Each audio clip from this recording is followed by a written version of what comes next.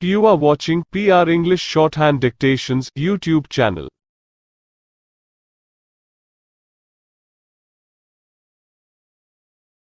The dictation speed is 100 words per minute.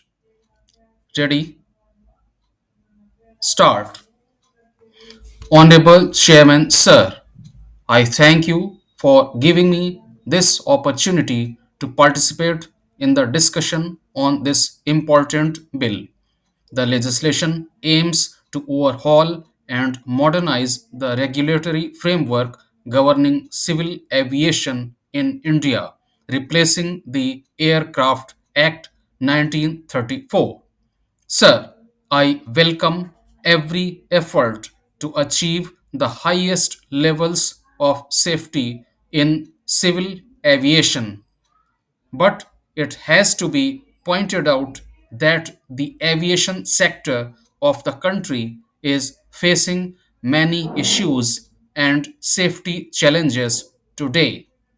The increasing cases of near collision incidents, flight delays and cancellations, frequent schedule cuts, and airfare without any regulation are a matter of concern. Sir, one of the alarming absences in this bill is the sheer lack of any consideration the government has given to the cause of climate change.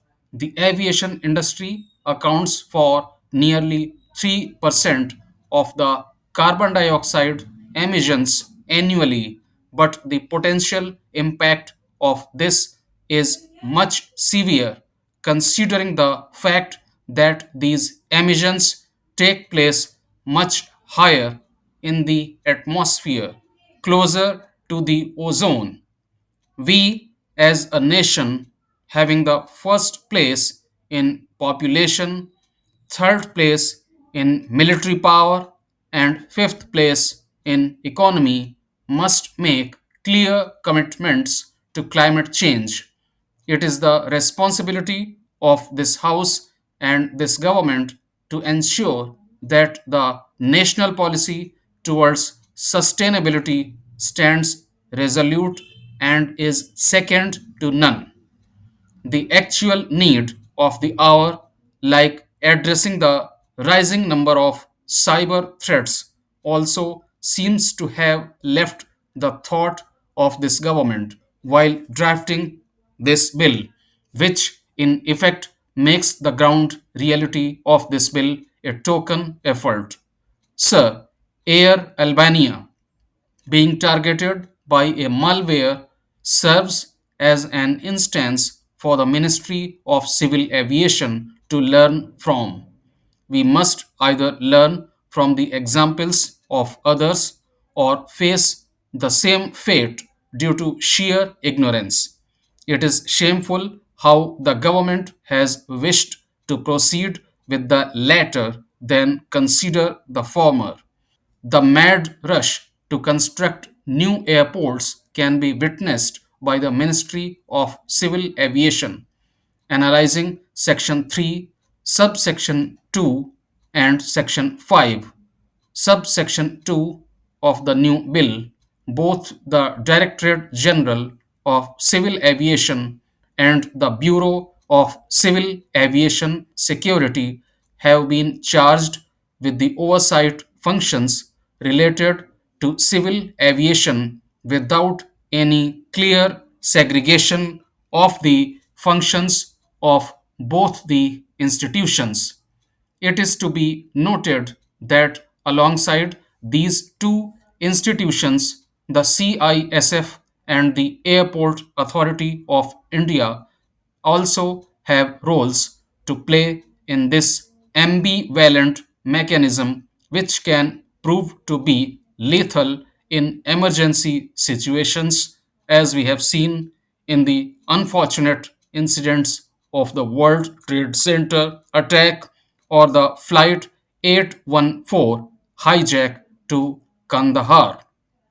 In the Standing Committee report related to civil aviation, it has been stated that the CISF, which valiantly guards our airfields has been overburdened by the ever expanding network of our airports and air traffic, and yet no provisions to redeem their difficulties have been curated in this new bill. It is high time that in avenues similar to the American Transport Security Agency, an Indian counterpart must be established to ensure proper security administration. If expansion and development of the Indian aviation industry is indeed the prerogative of this government, then there must be provisions that ensure this rather than red herring measures that sum up the construction of a house of cards. The extensive loss of life during the corona pandemic has made our national policies sensitive to the possibilities of epidemics, and the provisions stated in section 14 of the bill can prove to be instrumental in the same instance in the future. However, the ignorance in engaging provisions about invasive species that may cause loss of livelihood to the menial farmers of our nation is a grave negligence by this government, which proves again that this bill is a mere tool to keep the industrialists happy rather than to account for the growing needs of the industry, the people of the nation, and the national interest. The government's claims about aviation sector are not true. The Adani Group owns 8 airports in the country, making it the single largest private operator in the country. This monopolization has happened in the past 4 years at the risk of concentrating important national assets in a few private hands. An estimated 25% of passenger air traffic flies through the Adani airports, and one third of all air cargo is handled through these airports. From the CAG report released in August 2023, it is found that 93% of the routes under the Udan scheme were cancelled beyond the 3 year concession period. Sir, data from the Airport Authority of India has seen a decline in passenger traffic in Tier 2 city airports in the first 3 months of 2024. Experts have attributed this to airlines concentrating on metro cities and high density routes.